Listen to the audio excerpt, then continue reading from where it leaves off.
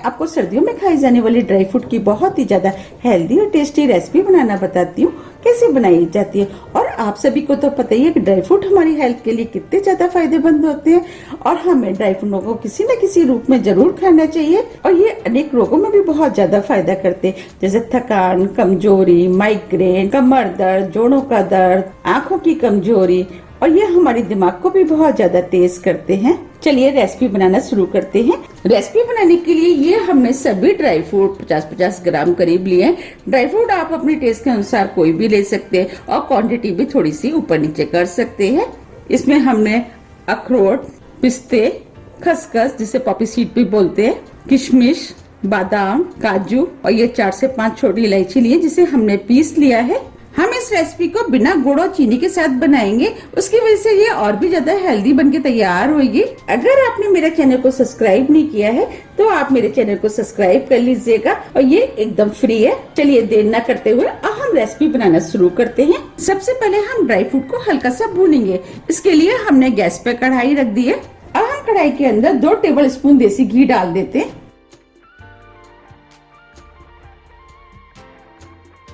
घी को गरम होने देते हैं। अब ये घी गरम हो गया है, फ्लेम को हमने स्लो कर दिया है। अब हम इसमें बादाम डाल देते हैं। बादाम को हल्का सा भून लेते हैं। हमें ड्राई फ्रूट को स्लो फ्लेम पे ही भूनना है जिससे कि ड्राई फ्रूट जले ना। अब ये बादाम हल्के भुन गए हैं। अब हम इसके अंदर काजू डाल देते हैं।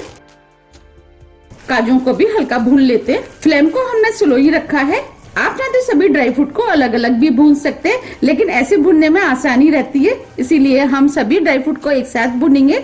अब ये काजू भी भुन गए हैं। अब हम इसमें अखरोट डाल देते हैं, पिस्ते इसे भी डाल देते हैं। अब हम इनको भी इसी ड्राई फ्रूट के साथ भून लेते हैं। अब ये ड्राई फ्रूट भी भुन गए हैं। अब हम इसके अंदर किशमिश डालेंगे। किशमिश बहुत जल्दी भुन के तैयार हो जाती है। खसखस इसे भी डाल देते हैं और सभी चीजों को हल्का सा और भून लेते हैं जिससे कि सभी ड्राई फ्रूट भुन के तैयार हो जाएंगे। इन सभी ड्राई फ्रूट को भुनने में 2 मिनट का टाइम लगा है। आप चाहते तो इसके अंदर सूखे वाले नारियल का भी इस्तेमाल कर सकते हैं। नारियल के आप छोटे छोटे पीस करके भी डाल सकते हैं और आप चाहे तो कस के भी डाल सकते हैं। अब ये ड्राई फ्रूट भुन गए। अब हम फ्लेम को ऑफ कर देते हैं और ड्राई फ्रूट को इस प्लेट में निकाल लेते हैं जिससे कि ड्राई फ्रूट ठंडे हो जाएंगे।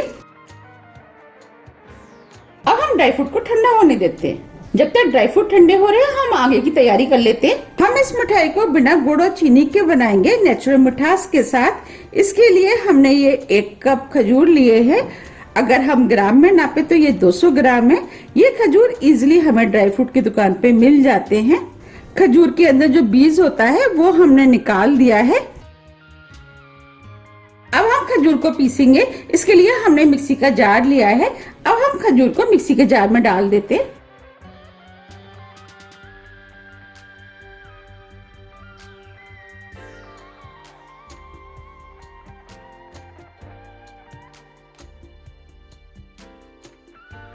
अब हम खजूरों को पीस लेते हैं। पीसते समय हमें ध्यान रखना है कि मिक्सी को हमें लगातार चलाते हुए खजूर को नहीं पीसना है।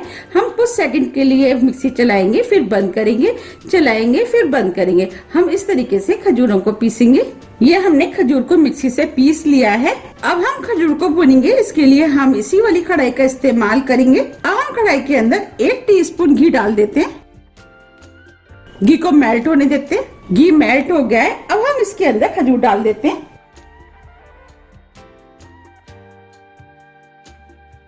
खजूर को हम 1 मिनट करीब भून लेते हैं। फ्लेम को हमने मीडियम कर दिया है। हमें इसे मीडियम फ्लेम पे ही भूनना है।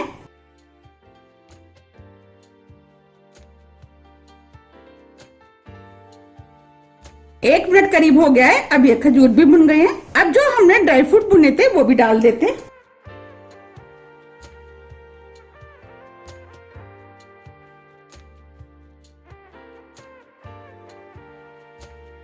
ड्राई फ्रूट को खजूर के अंदर मिक्स कर लेते हैं। फ्लेम को हमने स्लो ही रखा है। 1 मिनट करीब हो गया है। अब ये सभी चीजें भुन गई हैं और मिक्स भी हो गई हैं। अब हम फ्लेम को ऑफ कर देते हैं। इसे एक प्लेट में ठंडा होने के लिए निकाल लेते हैं। ये हमने मिश्रण को प्लेट में निकाल लिया है। अभी ये काफी गर्म है। अब हम इसे थोड़ा सा ठंडा होने देते हैं। अब ये मिश्रण हल्का ठंडा हो गया है। ये हमने इलायची ली थी। अब इलायची को डाल देते हैं। अब हम इलायची को हाथ से अच्छे से मिक्स कर देते हैं जिससे ये सभी चीजें अच्छे से मिक्स हो जाएंगी। ये हमने सभी चीजों को अच्छे से मिक्स कर लिया है। चलिए अब हम मिठाई बना लेते हैं। मिठाई बनाने के लिए अब हम इसमें से एक छोटे नींबू के बराबर का मिश्रण हाथ में लेंगे। आप इस मिठाई को किसी भी शेप में बना सकते हैं।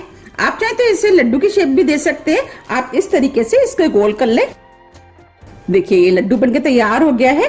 और आप चाहे तो इसे पेड़े का रूप भी दे सकते हैं। इस तरीके से दबा करके आप पेड़ा बना सकते हैं।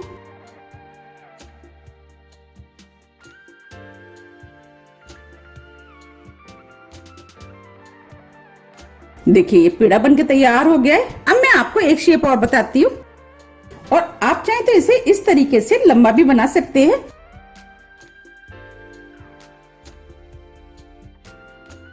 देखिए ये शेप भी सुंदर लगती है। मैं इस मिठाई को इसी शेप में बनाऊंगी। आप मुझे जल्दी जल्दी कमेंट्स करके बताइए कि आप किस शेप में इस मिठाई को बनाना पसंद करेंगे। ये हमने सभी मिठाई को बना के तैयार कर लिया है। अब मैं आपको पास से भी दिखा देती हूँ। देखिए देखने में कितनी सुंदर लग रही है। आप चाहे तो इस मिठाई को इस तरीके से भी खा सकते हैं। अब हम इस मिठाई को और भी ज्यादा सुंदर बनाएंगे। इसके लिए ये हमने खसखस लिए, इसे हमने हल्का सा भून लिया है। अब हम मिठाई को इसके अंदर रोल कर लेते हैं, जिससे ये मिठाई देखने में और भी ज्यादा सुंदर लगेगी। देखिए ये मिठाई देखने में कितनी सुंदर लग रही है। अब ये मिठाई और भी ज्यादा सुंदर लगे इसके लिए अब हम इसके ऊपर काजू लगा देते हैं। हमने खसखस का इस्तेमाल किया है। आप उसकी जगह नारियल का बुरादे का भी इस्तेमाल कर सकते हैं। देखिए लग रही है ना कितनी सुंदर। इस तरीके से हम सभी मिठाई को बना के तैयार कर लेंगे। ये हमने सभी मिठाई बना के तैयार कर ली है। आप देख पा रहे देखने में कितनी सुंदर लग रही है। ये देखने में जितनी सुंदर लग रही है खाने में उससे ज्यादा टेस्टी लगती है। इसे डायबिटीज पेशेंट भी खा सकते हैं। अब मैं आपको तोड़ के भी दिखा देती हूँ।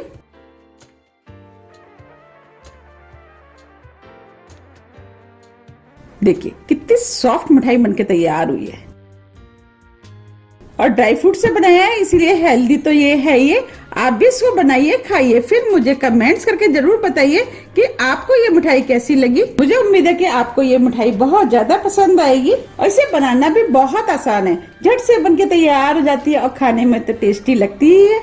अगर आपको मेरी रेसिपी पसंद आती है तो आप ज्यादा से ज्यादा फ्रेंड और फैमिली के साथ शेयर कीजिए और कमेंट्स करके मुझे ये जरूर बताइए कि आप इस मिठाई को कब बना रहे हैं। आप मुझे मेरे फेसबुक पेज को भी फॉलो कर सकते हैं। इसका लिंक मैं अपने डिस्क्रिप्शन बॉक्स में दे दूंगी। अगर आपको मेरी रेसिपी थोड़ी भी पसंद आती है तो रेसिपी को लाइक कीजिए, चैनल को सब्सक्राइब कीजिए। सब्सक्राइब बटन के बगल में जो बेल आइकन है उसे आप प्रेस करना ना भूलिए, जिससे कि मेरी आने वाली वीडियो का नोटिफिकेशन आपको सबसे पहले मिल सके। अब हम फिर मिलते हैं इसी तरह की टेस्टी और हेल्दी रेसिपी के साथ। जब तक के लिए नमस्कार।